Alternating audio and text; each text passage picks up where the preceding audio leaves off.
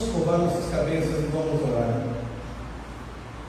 Senhor, graças te damos, porque aprove ao Senhor estarmos aqui nesse momento para te buscar, te adorar, e te pedimos, ó Pai, que agora tu prepares o nosso coração para a tua palavra, que os nossos corações estejam, ó Pai, fervorosos por tua palavra, que quando a semente da tua palavra cair em nossos corações, encontre boa terra, e encontrando boa terra, possa gerar fé, e essa fé ser inabalável, nos dando ousadia, intrepidez, para nós mudarmos as nossas vidas, para nós sermos curados, para nós profetizarmos, para nós manifestarmos o teu poder, e sermos tocados por ti, Senhor. Senhor, que a nossa vida não seja mais a mesma a partir da tua palavra, que a nossa vida, ó Pai, não seja mais indolente, mas acostumada a tudo aquilo que é carnal ao pecado, mas seja, ó Pai, desafiada à santidade, em nome do Senhor Jesus. Amém e amém. Glória a Deus. Esse mês de fevereiro, toda a Igreja Batista do Povo, em todos os lugares, estará falando sobre o tema Somos simplesmente igreja. Esse é o tema que nós iremos falar durante todo o mês de fevereiro em todas as igrejas batistas do povo. E hoje nós vamos falar que a igreja tem um dono. A igreja tem um dono baseado lá no texto de Colossenses, capítulo 1, no verso 18. Colossenses, capítulo 1, no verso 18, diz assim: Jesus é a cabeça do corpo, que é a igreja. Jesus, ou ele é a cabeça do corpo, que é a igreja. Jesus é a cabeça da igreja. Igreja não é o templo que a gente se reúne, aqui é uma construção, aqui é um local que Deus abençoa, que Deus nos dá guarida, que Deus nos faz se reunir para que possamos estar juntos, se congregar. Mas a igreja, a que se refere o texto, somos cada um de nós. Igreja é feita de pessoas, não de tijolos.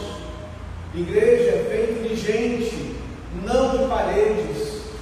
Então o diabo, ele tem uma revolta muito grande contra todo ser humano. Todo ser humano é inimigo do diabo, porque o diabo não quer que nenhum de nós prosperemos, o diabo não quer que nenhum de nós tenhamos esperança, o diabo não quer que nenhum de nós tenha alegria, mas que vivamos somente em lutas, somente em tristeza. E a palavra do Senhor diz em João 10:10: o diabo vem senão para roubar, matar e destruir. Se há roubo na tua casa, não é Deus que permitiu, é o diabo que te atacou. Se a destruição na tua casa, não é Deus que permitiu, é o diabo que veio destruir. Se a morte na sua casa, não é Deus que permitiu, é o diabo que veio trazer morte. Aí você me diz: mas pastor, a Bíblia não diz que Deus permite todas as coisas? Não é bem assim, meus queridos. Não é bem assim. Porque a gente começa a acreditar que Deus tem parceria com o diabo, a gente começa a acreditar que Deus e o diabo são amigos. Ah não, o diabo quer atacar com destruição, então Deus diz: ah não, vai, ataca e destrói. Ah, e a minha vida está uma destruição, porque Deus não para de permitir o diabo de me atacar. Isso não é bíblico. Isso não é bíblico. O diabo não tem parceria com Deus. Na realidade, o diabo é inimigo nosso. Ele não pode ser inimigo de Deus, porque Deus é maior do que o diabo. Você não pode ser inimigo daquele que você não pode vencer. O diabo, ele tem consciência disso. Ele tem consciência que não pode vencer Deus. E se ele não pode vencer Deus, ele não tem como brigar com Deus. Ele vai brigar com quem Deus ama. E a Bíblia diz que Deus nos ama. Porque Ele nos ama. João 3,16 diz: Deus amou o mundo de tal maneira que deu seu Filho unigênito, para que todo aquele que nele crê não pereça, não morra, mas tenha a vida eterna. Então qual que é o papel do diabo? Não é atacar Deus, é atacar cada um de nós. É intimidar cada um de nós. é trazer tristeza a cada um de nós. E a primeira tática do diabo para nos trazer tristeza e começar a desconfiar de Deus é tirando a nossa confiança em Deus. E como é que o diabo faz isso? Como é que o diabo ele começa a abalar nossa fé em Deus, fazendo a gente acreditar que aquilo que um dia foi resposta de oração, aquilo que um dia foi bênção de Deus, se tornou maldição.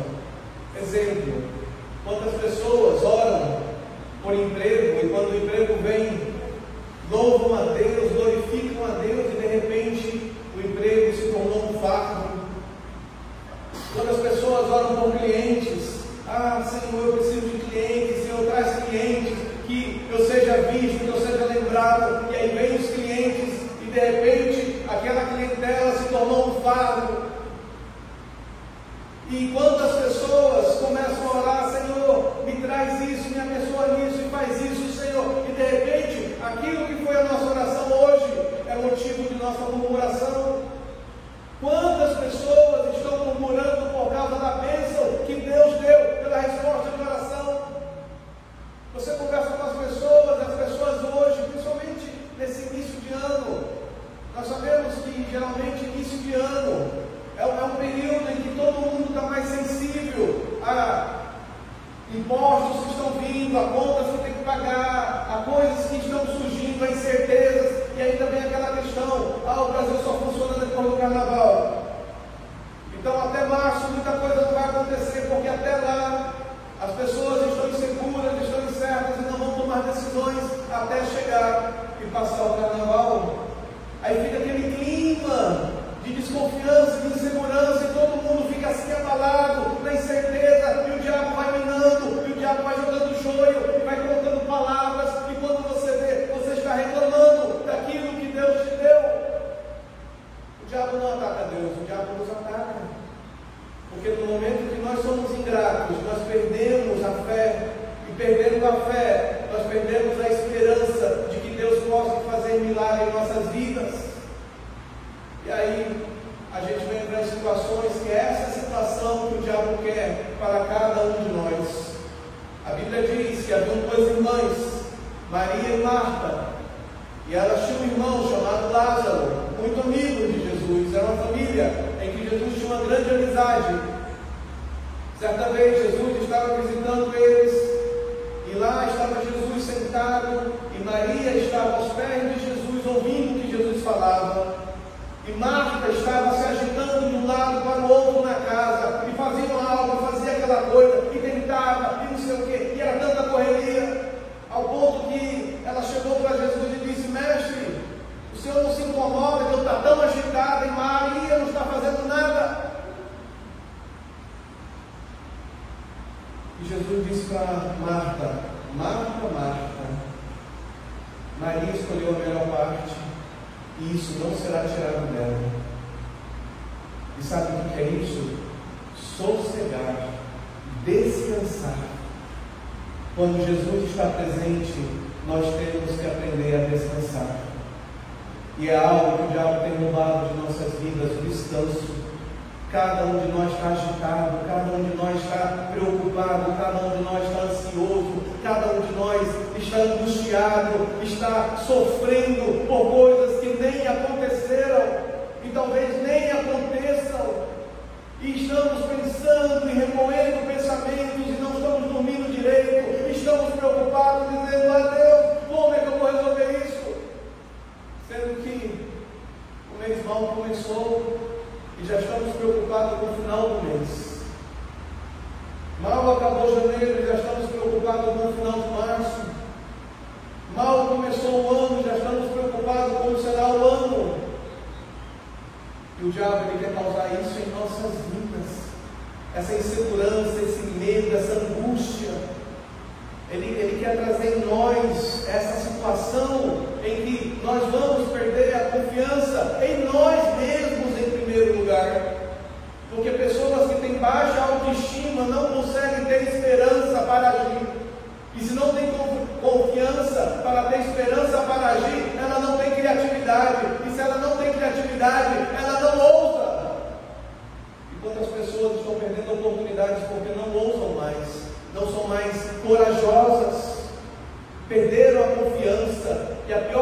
que tem um campo de batalha são pessoas medrosas, pessoas que estão fazendo cursos de mentoria, cursos com coaches, cursos de propósito, tantos outros cursos para voltar a ter coragem e não conseguem ter coragem, porque a coragem não é algo que você aprende de fora para dentro, ela vem de dentro para fora.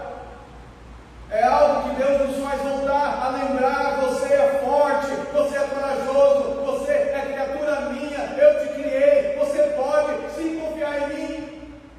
Mas o diabo quer abalar essa confiança no Senhor. O diabo quer nos abalar nessa confiança em Deus.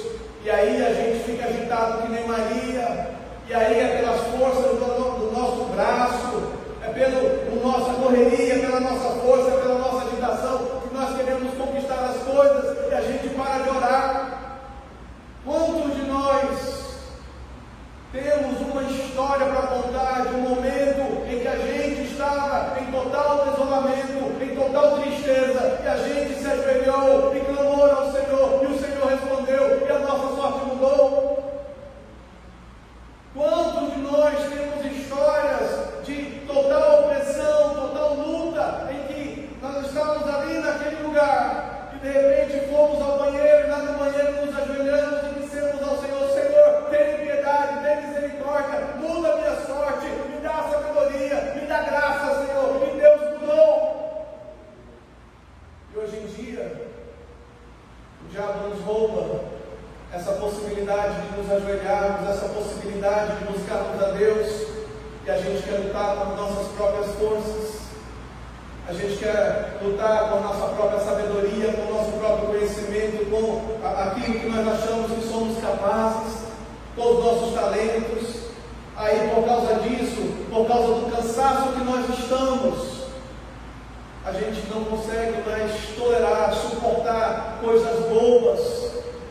E porque a gente está tão irritadiço, as brigas surgem por qualquer coisa, as situações surgem de dissensão, de confusão, e quando a gente vê, além de todo o desafio de acreditar, de todo o desafio de ter coragem, ainda estamos criando problemas com os outros. Os outros estão criando problemas conosco, porque a gente está tão sensível à briga, tão sensível à provocação, que nós nos deixamos ser levados por provocações. E quem é provocado e se deixa ser provocado é refém de quem provoca. Quantas pessoas vêm buscar conselhos dizendo: ai pastor, eu estou em confusão com o meu chefe, eu estou em confusão com o meu fornecedor, eu estou em confusão com o meu cliente. E você vai fazendo um drill down, você vai entrando mais a fundo, você vai vendo o que está acontecendo, e quando você olha, foi por causa de bobagem, por causa de picuinha, por causa de coisas sem noção alguma, coisas irrelevantes que, se nós estivéssemos alegres, se nós estivéssemos contentes, se nós estivéssemos em paz, aquilo não estaria acontecendo. Porque a grande verdade é que o diabo, ele quer que um abismo atrai a outro abismo, e que a gente se levante triste, se deite triste, e ao acordar se acorde mais triste, e se levante mais triste, e essa rotina de abismo, e abismo, e abismo, vai nos levando ao império de domínio do mal, em que a gente perde a noção de Deus, a confiança em Deus, e perdendo a confiança em Deus, nos tornamos fracos, porque sem fé a gente não consegue orar, sem fé a gente não consegue acreditar na esperança, sem fé a gente só confia em nós mesmos, e muitas vezes, como a nossa autoestima está abalada, não confiamos mais em nós e achamos que somos incapazes, e que não temos condição, que não temos talento, e que não dá certo o que vamos fazer. Nós matamos o sonho antes mesmo dele prosperar, nós matamos a semente da ideia antes mesmo dela ser gerada. E é algo espantoso. Essa semana, minha avó de 98 anos faleceu. E aí fomos para o cemitério, todo aquele processo de cemitério. Não é um ambiente leve.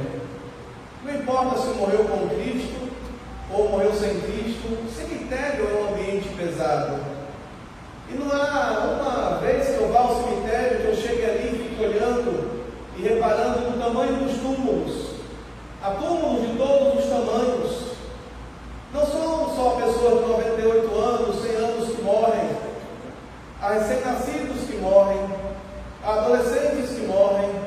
Ontem mesmo, uma colega nossa, a pastora Keila Ferreira, esposa do pastor Samuel Ferreira, que um dia desse a gente estava conversando, faleceu de morte súbita.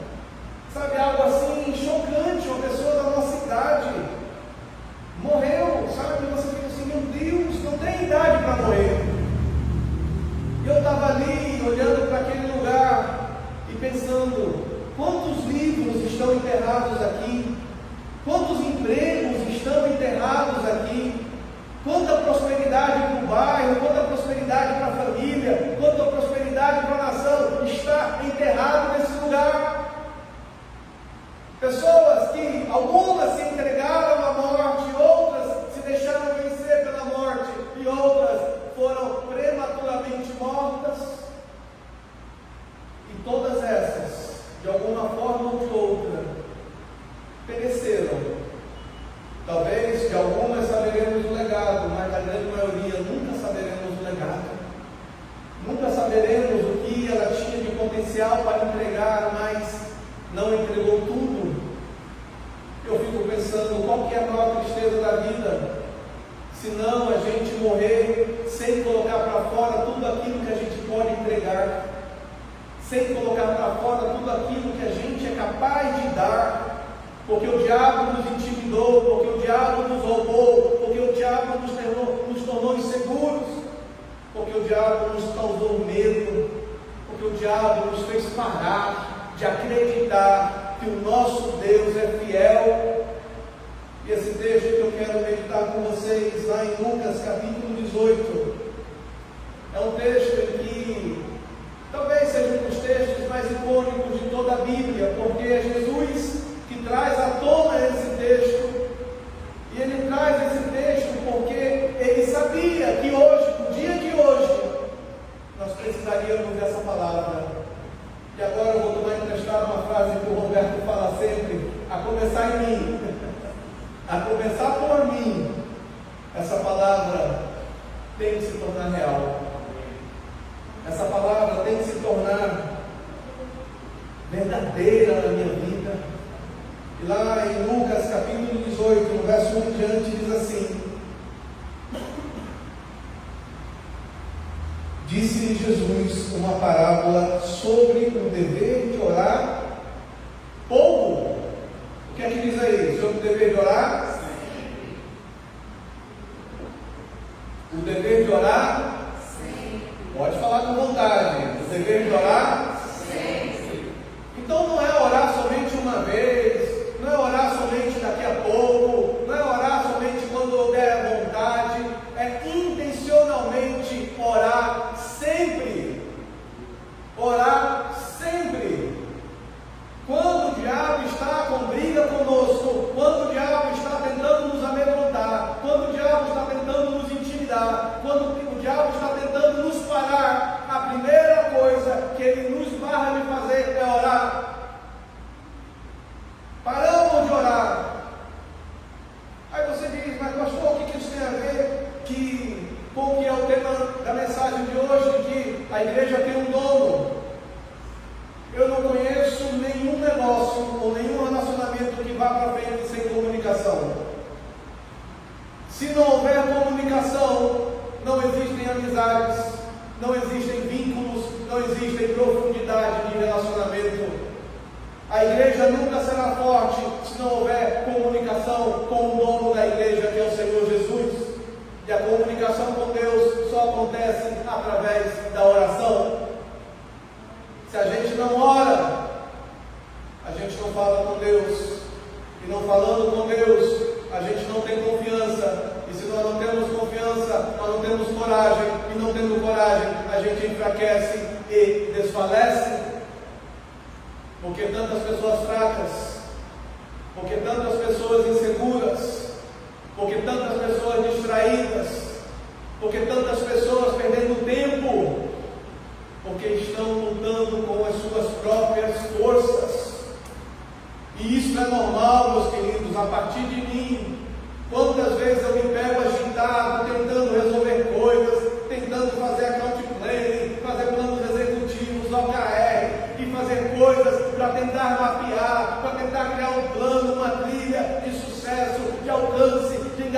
relacionamento, e na grande maioria das vezes, quando eu vejo, eu estou totalmente envolvido comigo mesmo e deixei Deus de fora. E às vezes Deus está falando: desacelera, respira um pouco mais, respira, oxigena a tua alma, oxigena a tua mente, dê uma respirada e ore ao Senhor para que Ele possa remir o tempo, para que Ele possa tirar esse peso, tirar esse fardo, tirar essa carga e minimizar o tempo, te dando graça para viver. Porque senão a gente vai viver a vida correndo de um lado para o outro, cheio de tarefas, cheio de atividades, cheio de coisas para fazer, e totalmente cansados, e totalmente estressados, e totalmente fadigados, e sem paz nenhuma. Vamos estar com as nossas famílias e ausentes em corpo. Vamos estar com os nossos filhos e ausentes na alma. Vamos estar com sonhos totalmente frustrados, porque não há esperança, porque os dias são maus, porque os dias são de pessimismo, porque os dias são de várias pessoas falando: ai, o Brasil vai dar mal, o Brasil não vai dar certo, não vai dar certo os negócios, ai, porque isso, porque a indústria está sofrendo, porque o dólar está oscilando, porque a incerteza jurídica, por causa daquilo. Meus queridos, sempre foi assim e sempre será. Dias trabalhosos, como diz em 2 Timóteo capítulo 3. 2 Timóteo capítulo 3 diz que os últimos dias serão tempos trabalhosos, mas não precisa ser trabalhoso para nós se nós aprendemos a descansar em Deus. Não precisa ser totalmente estressante para nossas vidas se nós aprendemos a descansar no Senhor. E descansar no Senhor não é algo fácil, porque depende de confiança, e confiança só se constrói com comunicação. Aí nós voltamos para a parábola de Jesus, que Jesus fala: disse-lhe Jesus uma parábola sobre o dever de orar sempre. Quando a gente para de orar, a gente para de ter fé, a gente para de ter coragem, a gente para de delegar tarefas.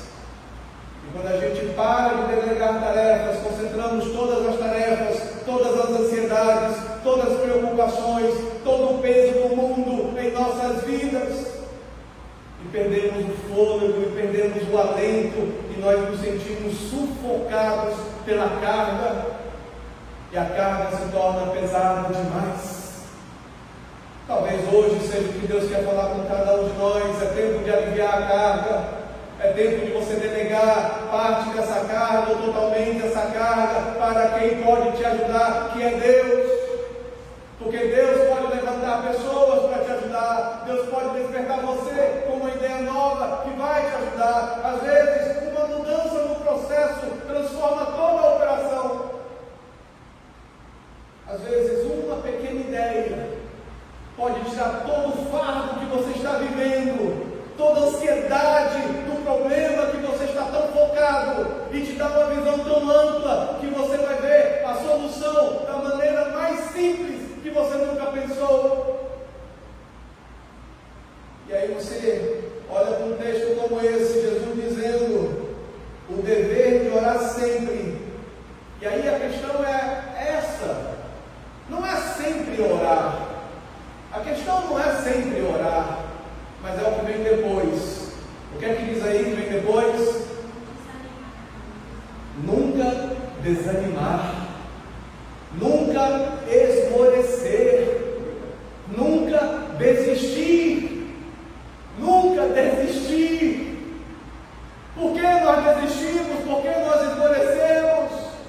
Porque nós não oramos, e se nós não oramos, nós não lemos a Bíblia, e se a gente não lê a Bíblia, a gente não tem fé, porque a Bíblia diz: a fé vem pelo ouvir, e ouvir a palavra de Deus. Então, quando a gente ora, a gente fala versículos, a gente fala da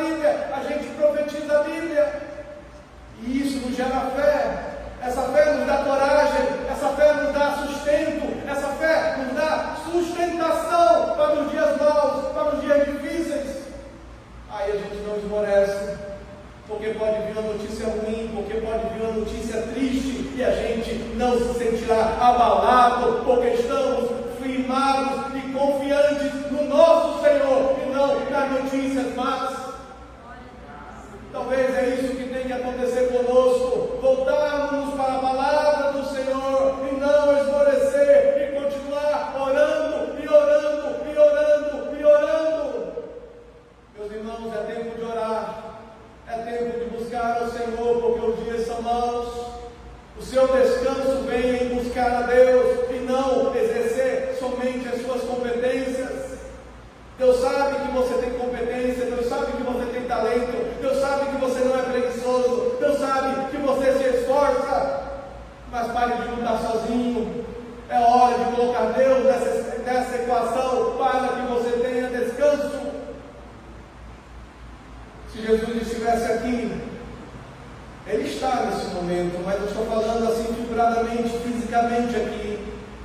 Se Jesus estivesse agora aqui fisicamente, quantos você acha que Ele chamaria de Marta? E quantos você acha que Ele chamaria de Maria? Eu digo que a grande maioria de nós seríamos chamados de Marta, porque estaríamos agitados de um lado para o outro, lutando com as nossas próprias forças, lutando com as nossas próprias energias, tentando fazer algo acontecer. E Deus não quer isso para nós, porque se a igreja tem um dono, se Jesus é o Senhor da igreja e nós somos a igreja, por que nós temos que lutar sozinhos? Por que nós não colocamos Deus nessa equação? Por que nós não trazemos Deus para perto? Por que nós não trazemos Deus para a nossa circunstância, para o nosso desafio, para o nosso trabalho, para o nosso estudo, para a nossa vida familiar, para a nossa vida em casa, para a nossa vida na vizinhança? Porque o diabo ele quer nos iludir, dizendo que todos estão contra nós. O diabo quer nos iludir, dizendo: olha, ninguém se importa contigo, ninguém quer você. Você é um fraco, na tua família não tem ninguém que é bem sucedido. Você está pensando que vai ser bem sucedido? Não, você não vai ter, porque na tua casa ninguém é assim. Isso é mentira do diabo. Você pode ser um pioneiro que vai mudar a história da tua casa. E isso começa quando você ora e você sua, você se esforça e corre atrás daquilo que Deus te deu talento, potencial para fazer. Mas não faça sozinho. Não faça só, coloque Deus na equação. A Bíblia diz, que Jesus diz, o dever de orar sempre e nunca esmorecer. E aí vem a parábola, que é o versículo 2, que diz assim: havia em certa cidade um juiz que não temia a Deus, nem respeitava homem algum. Havia também naquela mesma cidade uma viúva que vinha ter com ele, dizendo: julga a minha causa contra o meu adversário. O juiz por algum tempo não a quis atender, mas depois diz consigo mesmo: bem, eu não temo a Deus, nem respeito homem algum. Todavia, com esta viúva me importuna, me incomoda, me tira a paz. Sabe uma coisa? Julgarei a sua causa, para não suceder que por fim venha me incomodar novamente. Olha que interessante. Um juiz que não respeita homem algum, que não teme a Deus, mas tem uma viúva que está incomodando ele, que está dizendo: olha a minha causa, olha o meu problema, olha, eu tenho um adversário, eu preciso de alguém para me ajudar e só tu podes me ajudar. E o juiz, ele toma uma conclusão e diz assim: sabe uma coisa?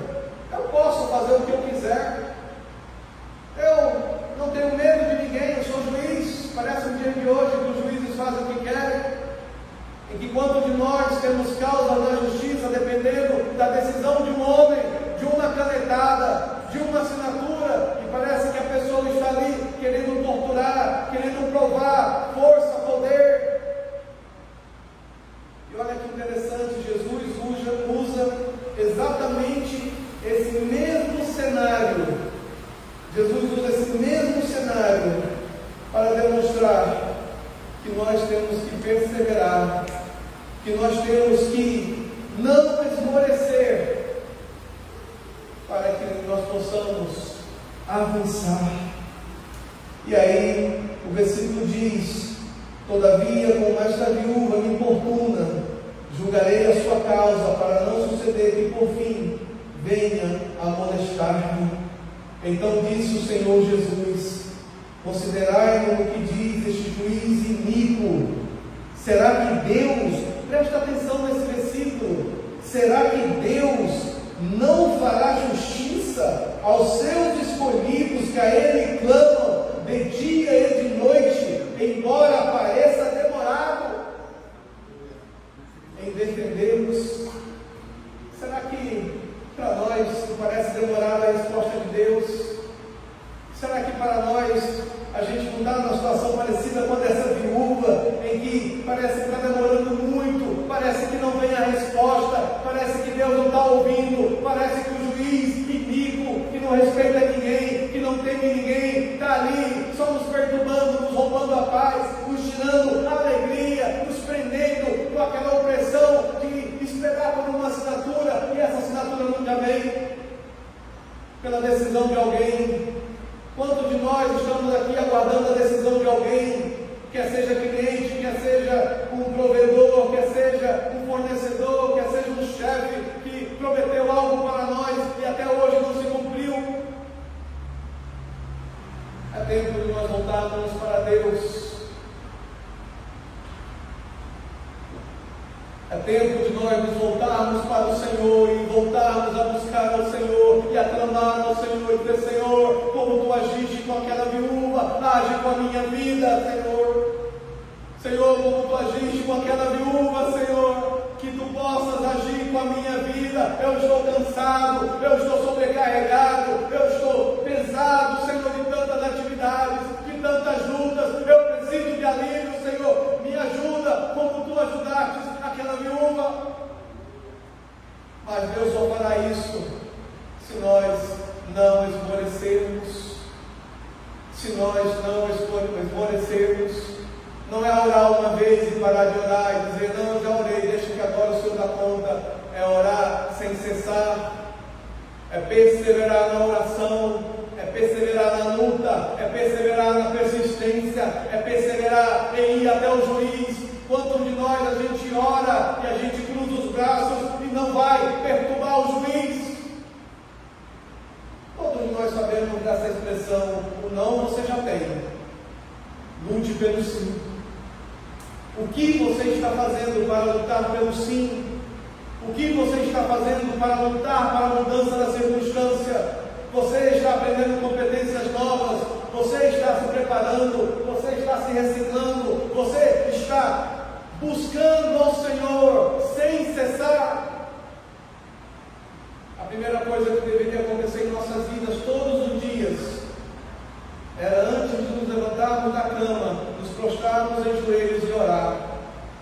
Isso deveria ser a primeira coisa que nós deveríamos fazer todos os dias: orar ao Senhor e dizer ao Senhor: Senhor, eu amanheço na Tua presença, vem comigo em todos os meus afazeres, vem comigo em todas as minhas atividades, vem comigo em todas as minhas lutas, vem comigo em todos os meus desafios, vem comigo em todas as minhas reuniões, me dá prudência, me dá sabedoria, me dá ideias novas, me dá frases e palavras persuasivas para que eu possa trazer à existência aquilo que está no meu coração.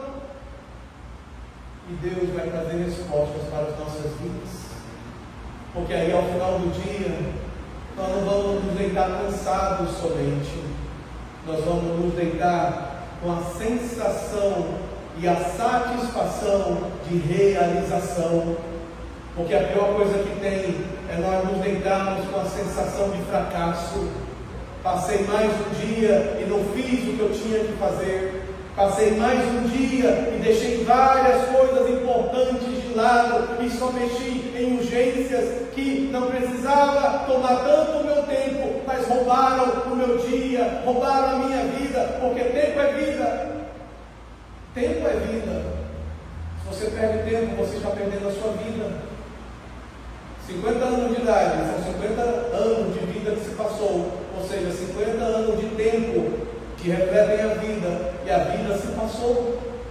Quantas coisas nós permitimos que o tempo roube de nós, principalmente urgências, e aí a gente vai, escuta palavras e palestras e pregações e tantas coisas, e quando a gente vê, a gente amanhece um dia como bombeiros tentando apagar incêndios, sendo que na verdade a gente usa essa expressão até de forma errada, porque um bombeiro ele se capacita e treina todo o tempo para apagar incêndio. Quantos de nós não assistimos filmes, seriados, mostrando os bombeiros treinando o tempo todo, a mesma rotina, a mesma capacidade, o mesmo ritual, o mesmo protocolo, para quando chegar um incêndio, ele saber aplicar a melhor técnica de apagar o incêndio?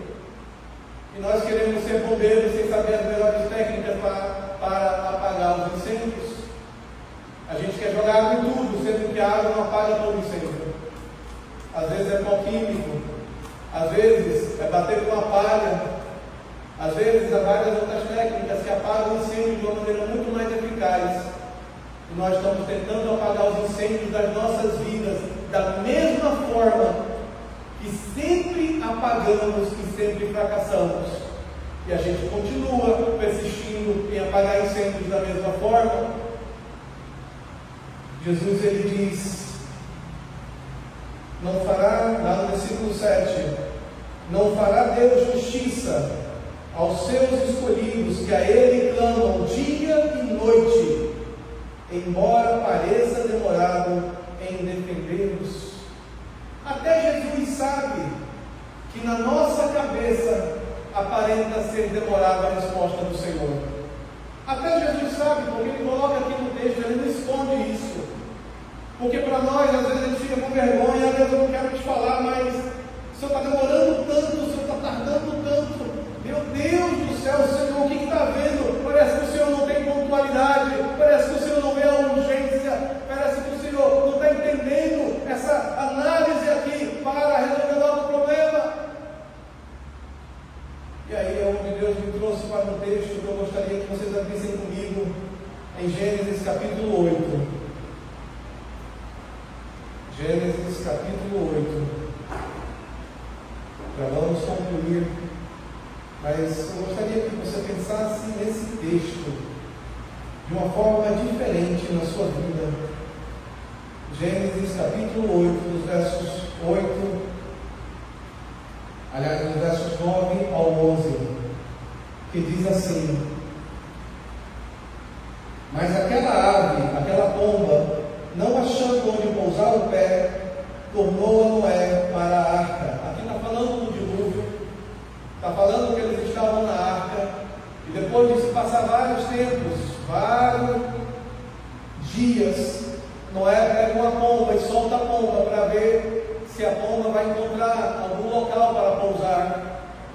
E aí vem esse texto: mas a pomba, não achando onde pousar o pé, ou seja, não devia ter água ainda em todo lugar, tornou a Noé para a arca, porque as águas cobriam ainda a terra.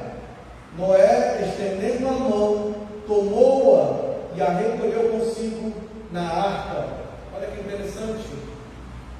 Se fosse algum de nós o chefe dessa pomba, deixa de ser preguiçosa, pomba, volta para lá e acha um lugar para pousar. Se fosse algum de nós, na urgência que nós vivemos, pomba, deixa de ser preguiçosa, volte logo lá e vai fazer o trabalho, ache terra para nós. Quantos de nós estamos agindo dessa forma, matando as pombas que vão nos alertar do nosso sucesso? Quantos de nós estamos matando aqueles que Deus colocou no nosso caminho para nos ajudar, por causa da nossa ansiedade, por causa das nossas urgências, por causa das situações que nós criamos?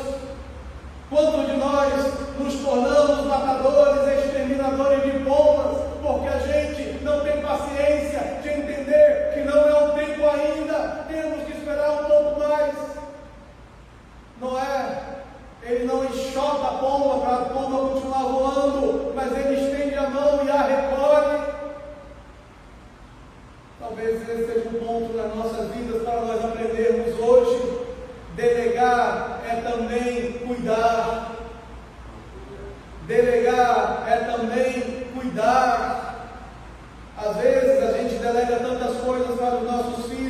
paramos de cuidar deles há muito tempo. Às vezes nós delegamos tantas coisas aos nossos funcionários e paramos de cuidar deles há muito tempo. Às vezes delegamos tantas coisas aos nossos maridos, às nossas esposas e deixamos de cuidar deles. E aqui Deus nos mostra algo revelador. Noé estende a mão e recolhe aquele pássaro para dentro da arca. Às vezes não é só você que está cansado, o seu colaborador está cansado, às vezes o seu cônjuge está cansado, às vezes você está cansado, e às vezes você não quer mais cobrança, você não quer mais exigência, você quer cuidado, mas o cuidado parte de você, porque se você diz que quer cuidado, o primeiro passo para você ter cuidado é você se voltar para Deus e orar sem cessar, e se voltar para Ele sem esmorecer e dizer para Deus: Senhor, eu preciso de Ti, eu preciso do Teu cuidado, eu preciso que Tu estendas a Tua mão e me recolha para que eu tenha descanso. Descanso não virá de fora, descanso não virá de onde nós pensamos que virá, o descanso virá somente de Deus. Somente de Deus virá o descanso que tanto precisamos. E o verso 10 diz o seguinte: esperou ainda outros 7 dias. Esperou ainda outros 7 dias. Note que havia uma ansiedade em todos para sair da arca. Havia um desejo de colocar o pé em terra seca. Havia um desejo de sentir o cheiro da terra novamente, de pisar o solo novamente. Mas Noé esperou ainda 7 dias. E depois dos 7 dias, ele soltou a pomba fora da arca. A gente tem que aprender a esperar o tempo de Deus. A gente tem que aprender a esperar aquilo que Deus coloca no nosso coração como o tempo de não é agora, espere um pouco, aguarde um pouco mais, de repente ainda não está pronto, de repente ainda não está maduro. Em Provérbios diz: a posse antecipada da herança no final não será bem-vinda. Até a herança que você toma antes do tempo, no final não será proveitoso. Quanto mais a gente precipitar o tempo, a gente abortar o tempo pela nossa ansiedade. E a grande verdade é que todos nós já temos experiência de que a nossa ansiedade não trouxe melhoria alguma ao nosso processo. As nossas urgências não trouxeram nenhuma melhoria ao nosso bem-estar, ao resultado final. Muito pelo contrário, estressou todo mundo, afetou todo mundo e trouxe mais prejuízo. Esperou ainda outros 7 dias e de novo, sem esmorecer, persistência, perseverança, e de novo, no tempo certo, soltou a pomba fora da arca. À tarde, ela voltou e ela trazia no bico uma folha nova de oliveira. Glória a Deus!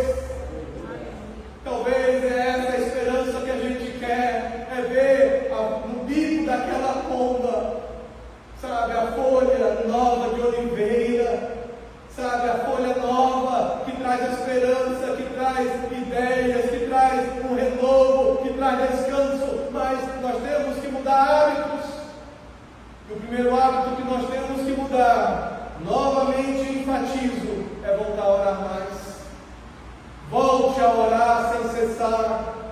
Não é que você vai passar 24 horas de joelhos, nem Deus quer isso de nós, mas é que em todo o tempo você não se angustie sem compartilhar essa angústia com Deus. Que você não passe nenhum tempo na sua vida com aquele peso, sem transformar isso e levar isso para Deus. Jesus disse: vinde a mim, todos que estáis cansados e sobrecarregados, e eu vos aliviarei. É palavra de Jesus, não é minha palavra. Vinde a mim, todos que estáis cansados e sobrecarregados, e eu vos aliviarei. E assim o nosso juiz fiel, Ele vai cuidar de nós. Fique de pé e vamos orar. Aleluia.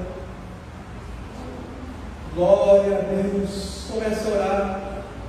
Qual que é a luta que você tem hoje? Qual que é o desafio que está te sufocando? Quais são as urgências? Quais são as amarguras? Quais são as pressões?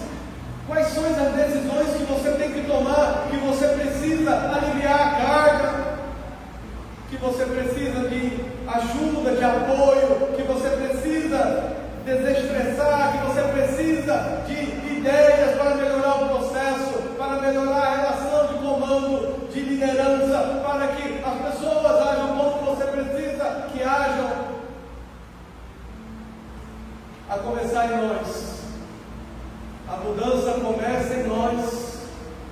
Comece a orar, baixe sua cabeça agora e comece a orar, medite. É no relacionamento com algum familiar, é no relacionamento com algum dos seus filhos, é no relacionamento com algum colega de trabalho, com algum fornecedor, ou com algum cooperador seu, em que há tensão no relacionamento, em que há tensão no ambiente, em que o negócio está uma engrenagem dura, não está ajeitada, não tem, sabe, aquele molejo, não tem aquela eficiência e precisa de um toque sobrenatural de Deus para voltar a fluir. Comece a orar. Nós vamos cantar uma canção. Enquanto cantamos, fale com o Senhor.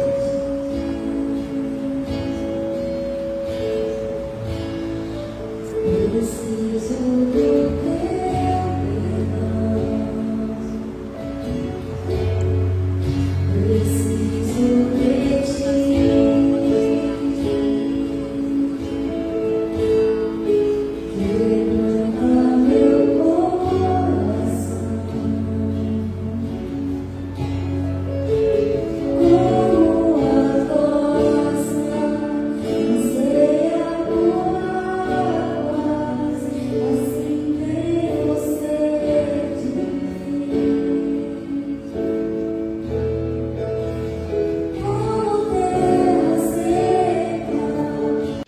Somos uma igreja acolhedora, formada por discípulos de Jesus que anseiam compartilhar seu amor e tornar o seu nome conhecido em todos os lugares.